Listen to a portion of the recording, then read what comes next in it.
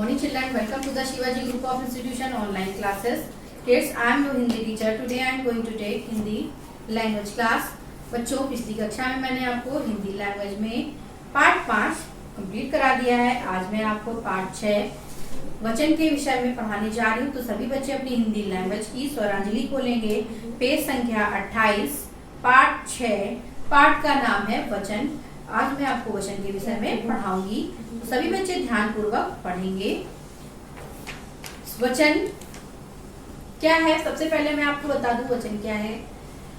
जिस संज्ञा शब्द से संख्या के एक या एक से अधिक होने का पता चलता है उसे हम वचन कहते हैं। देखते हैं, लड़का खेलता है। तो दूसरे चित्र में क्या है, लड़के खेलते हैं। तो इसकी परिभाषा क्या है वचन की? संज्ञा या सर्वनाम के जिस रूप से उसके एक या एक से अधिक होने का बोध हो उसे वचन कहते हैं। एक बार फिर से रिपीट करते हैं आपको वचन की परिभाषा। संज्ञा या सर्वनाम के जिस रूप से उसके एक या एक से अधिक होने का बोध हो उसे वचन कहते हैं। वचन के भेद, अब पढ़ते हैं वचन के भेद।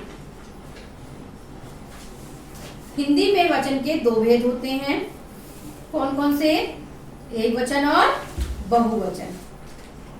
एक वचन में क्या है बच्चों, शब्द के जिस रूप से उसकी एक संख्या का बोध हो उसे एक वचन कहते हैं। शब्द के जिस रूप से उसकी एक संख्या का बोध हो उसे एक वचन कहते हैं। जैसे तितली, पत्ता, लड़की आदि। ये भी जाने, गण, दल, वर्ग, वृंद आदि समूहवाचक शब्द एक वचन में प्रयुक्त होते हैं। गण, दल, वर्ग, वृंद आदि समूहवाचक शब्द एक वचन में प्रयुक्त होते हैं। अब आते नंबर 2, बहुवचन में। शब्द के जिस रूप से उसके एक से अधिक होने का बोध हो उसे बहुवचन कहते हैं। बहुवचन किसे कहते हैं बच्चों? शब्द के जिस रूप से उसके एक से अधिक होने का बोध हो उसे बहुवचन कहते हैं।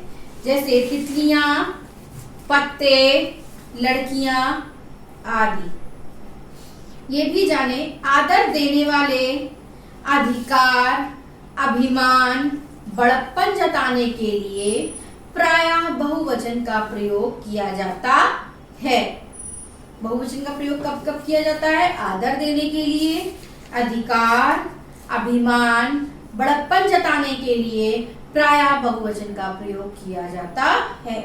वचन परिवर्तन के नियम। बच्चों, वचन परिवर्तन के कुछ नियम हैं जिन्हें हम पढ़कर जानेंगे, जिन्हें मैं आपको बता रही हूँ उसे आपको याद करना है। तो पहला नियम है, पुल्लिंग शब्दों के अंत में यदि बड़ा आ हो तो बहुवचन बनाते समय ए हो जाता है। अगर पहला नियम ये है, अगर एक वचन में पुल्लिंग शब्दों के अंत में बड़ा आ हो तो अंत में क्या हो जाता है? बहुवचन बनाते समय ए हो जाता है। जैसे पत्ता, पत्ते, बेटा, बेटे, केला, केले, चेहरा, चेहरे, तकिया, तकिए, पंखा, पंखे, पौधा, पौधे, चूहा, चूहे, कपड़ा, कपड़े, दरवाजा, दरवाजे। ये दूसरा नियम है, स्त्रीलिंग शब्दों के अंत में यदि बड़ा आ हो तो बहुवचन समय बनाते समय बड़ा आ के बाद ए जोड़ दिया जाता है। ये था पहले नियम में क्या था? पुल्लिंग शब्दों में, पुल्लिंग शब्दों के विषय में था। दूसरा है, स्त्रीलिंग शब्दों में यदि बड़ा आ आता है तो बहुवचन बनाते समय क्या होता है? बड़ा आ के बाद ए जोड़ दिया जाता है। जैसे शाखा, शाखाएं, लता, लताएं, कन्या, कन्याएं, माता, माताएं, महिला, महिलाएं, कक्षा, कक्षाएं, भाषा, भाषाएं, रेखा, रेखाएं, पाठशाला, पाठशालाएं, परीक्षा, परीक्षाएं। फिर तीसरा नियम है,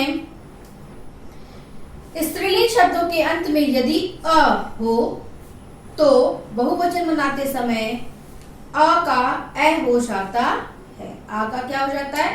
ए हो जाता है। जैसे पुस्तक, पुस्तकें, भैंस, भैंसें, आंख, आंखें, संतान, संतानें, नहर, नहरें, दुकान, दुकानें, गाय, गायें, चप्पल, चप्पलें। फिर चौथा नियम है, स्त्रीलिंग शब्दों के अंत में यदि ई या बड़ी ई हो तो बहुवचन बनाते समय उसे इया में बदल दिया जाता है। जैसे रीति, रीतियां, सखी, सखियां, नारी, नारियां, साड़ी, साड़ियां, शक्ति, शक्तियां, विदुषी, विदुषियां, बोली, बोलियां, मिठाई, मिठाइयां। अब आते हैं पांचवें नियम की तरफ। पांचवा नियम है, स्त्रीलिंग शब्दों के अंत में यदि या हो तो बहुवचन बनाते समय या हो जाता है। यानी या के ऊपर क्या लग जाती है? चंद्र बिंदु लग जाती है।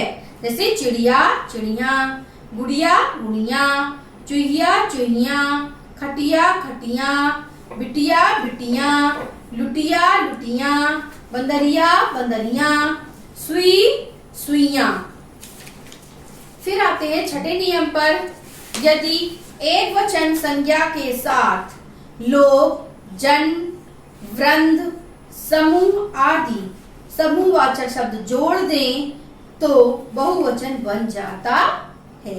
यदि एक वचन संज्ञा के साथ लोग, जन, वृंद आदि समूहवाचक शब्द जोड़ दें तो बहुवचन बन जाता है। जैसे श्रोता, श्रोतागण, आप लोग, पाठक, पाठक गण, छात्र, छात्र गण, पक्षी, पक्षी वृंद, नेता, नेता गण। तो बच्चों, मैंने आपको ये जो शब्द पढ़ाए हैं ये आपको होमवर्क में याद करने हैं। ये आपका होमवर्क है, आपको एकवचन और बहुवचन याद करने हैं। ये भी जाने कुछ शब्द सदैव एक वचन में ही प्रयोग होते हैं, जैसे जनता, वर्षा, पानी, सेना, चाय, सत्य, झूठ आदि। ये भी जाने सदैव बहुवचन में एक कुछ शब्द सदैव बहुवचन में ही प्रयोग होते हैं, जैसे हस्ताक्षर, प्राण, आंसू, बाल आदि। नंबर 2, आदर देने के लिए भी बहुवचन का प्रयोग होता है, जैसे पंडित जवाहरलाल नेहरू हमारे देश के प्रथम प्रधानमंत्री थे। तो ये भी जाने दोनों वचनों में समान संबंध बताने वाले शब्द दोनों वचनों में प्रायः एक से रहते हैं, जैसे मामा, दादा, नाना, चाची, चाचा आदि। तो बच्चों, आज हमने क्या सीखा? शब्द के जिस रूप से उसकी संख्या का बोध हो उसे वचन कहते हैं। आदर देने के लिए एक वचन शब्दों का प्रयोग बहुवचन की भांति किया जाता है। लोग, केश, दर्शन, प्राण, दर्शक आदि सब सदैव बहुवचन में प्रयोग किए जाते हैं। क्रोध, क्षमा, प्रेम, पानी, वर्षा, सत्य आदि शब्दों का प्रयोग सदैव एक वचन में होता है। तो आज मैंने आपको वचन के विषय में पढ़ा दिया है। आपको जो मैंने होमवर्क दिया है उसे आपको याद करना है। तो आज के लिए इतना ही। आगे का कार्य मैं आपको अगली कक्षा में कराऊंगी। धन्यवाद आपका।